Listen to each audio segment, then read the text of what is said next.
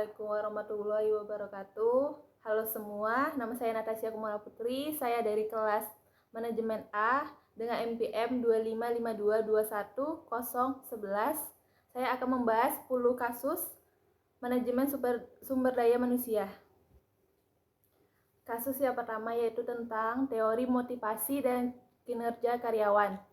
Dengan latar belakang PT Astra International menerapkan teori motivasi Herbeck untuk meningkatkan kinerja karyawannya di divisi pemasaran. Adapun masalahnya yaitu yang pertama, dalam beberapa bulan ke belakang produktivitas menurun akibat berkurangnya semangat kerja.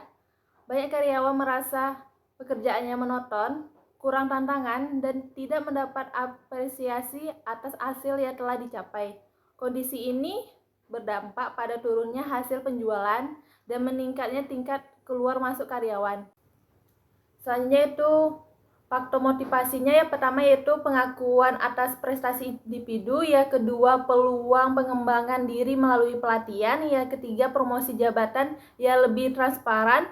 Adapun faktor kinerjanya, yang pertama yaitu evaluasi kinerja berbasis hasil, yang kedua yaitu peningkatan komunikasi antar divisi, yang ketiga yaitu sistem penghargaan berbasis pencapaian. Selanjutnya itu tindakan manajemen, yaitu menerapkan sistem employee recognition bulanan dan program career pathing. Adapun hasil dan pembelajarannya yaitu pertama motivasi meningkat, yang kedua yaitu kinerja tim naik signifikan dalam 6 bulan terakhir. Kesimpulannya yaitu teori Herbeck efektif jika faktor motivasi dan hegemoni diterapkan secara seimbang.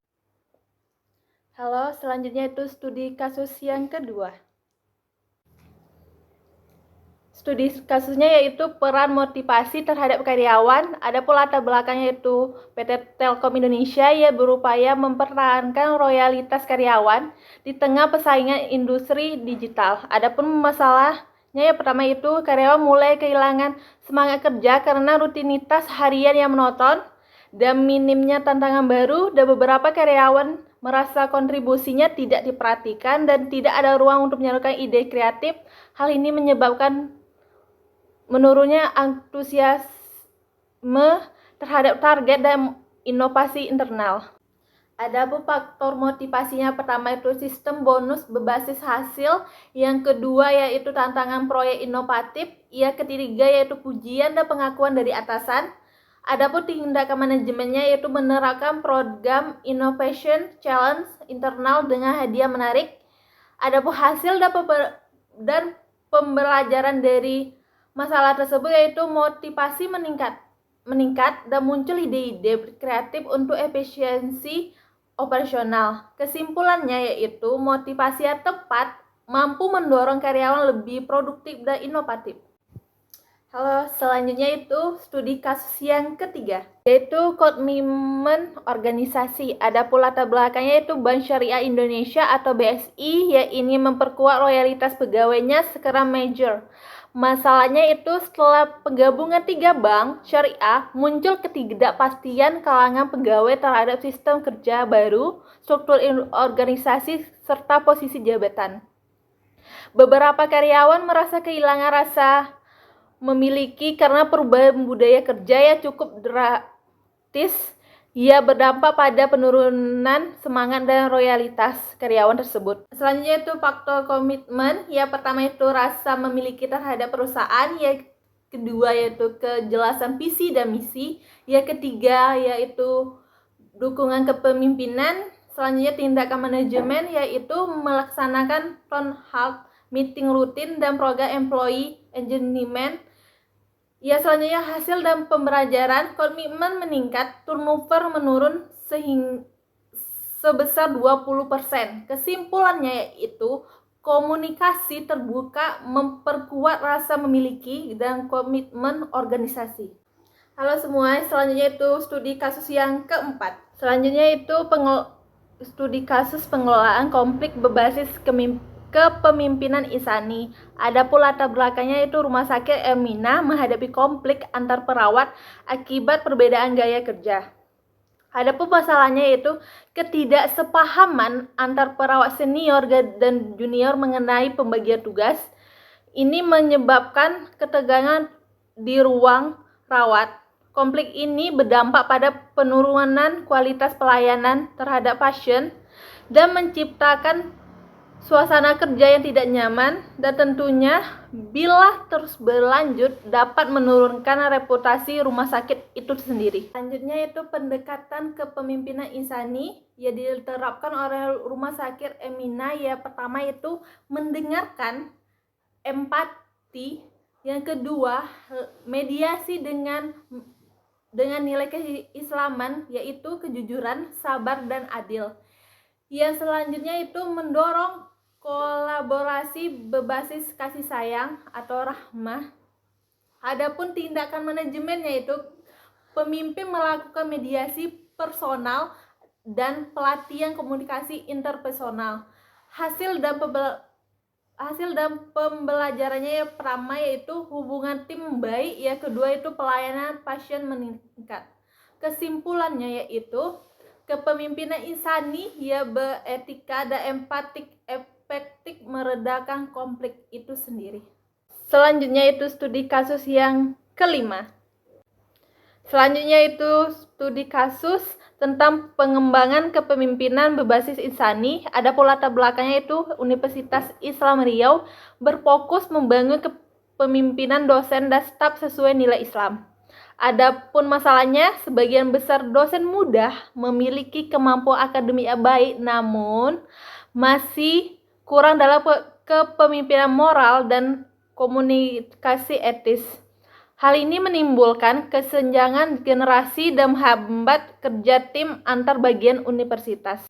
Adapun pendekatan insaninya, yang pertama itu teladan moral dan spiritual, yang kedua yaitu pelatihan kepemimpinan berbasis akhlak, yang ketiga yaitu evaluasi karakter dan kinerja. Tindakan manajemennya yaitu membentuk program Leadership for Humanity berbasis nilai Islam. Adapun hasil dan pembelajarannya yaitu muncul kader pemimpin baru yang integritas dan berempati tinggi. Kesimpulannya, kepemimpinan insani membentuk generasi pemimpin berkarakter dan beretika. Selanjutnya itu studi kasus yang keenam. Selanjutnya itu studi kasus tentang budaya organisasi. Latar belakangnya, PT Unilever Indonesia memiliki budaya kerja kolaboratif dan inovatif. Masalahnya, masuknya beberapa karyawan muda membuat beberapa nilai tradisional perusahaan mulai memudar. Perbedaan cara kerja antar generasi senior milenial memicu kesalahpahaman yang berdampak pada efektivitas kerja tim. Selanjutnya itu faktor budaya. Yang pertama komunikasi terbuka, yang kedua keberagaman ide, yang ketiga inovasi yang berkelanjutan. Adapun tindakan manajemennya itu mengadakan program Cater Refresh untuk memperkuat nilai inti. Hasil dan pembelajarannya yaitu karyawan muda lebih cepat beradaptasi dan terlibat aktif dalam proyek. Kesimpulannya, budaya organisasi yang kuat akan memperkuat identitas dan arah perusahaan itu tersebut. Yaitu studi kasus yang ketujuh, yaitu tentang budaya organisasi mendorong pertumbuhan. Adapun latar belakangnya itu Gojek menerapkan budaya growth mindset dalam seluruh lini bisnisnya. Masalahnya yaitu dalam menghadapi persaingan ketat di startup digital, sebagian tim merasa takut mencoba ide baru karena khawatir gagal dan disalahkan. Hal ini menghambat laju inovasi dan membuat perusahaan kehilangan momentum pertumbuhan. Selanjutnya itu tentang budaya pendukungnya. Yang pertama, kolaborasi lintas tim. Yang kedua, keterbukaan terhadap umpan balik. Yang ketiga, eksperimen tanpa takut gagal. Adapun tindakan manajemennya itu program Goliath dan hackathon tahunan untuk ide inovatif. Adapun hasil dan pembelajarannya, yang pertama itu pertumbuhan pengguna meningkat dalam 1 tahun terakhir.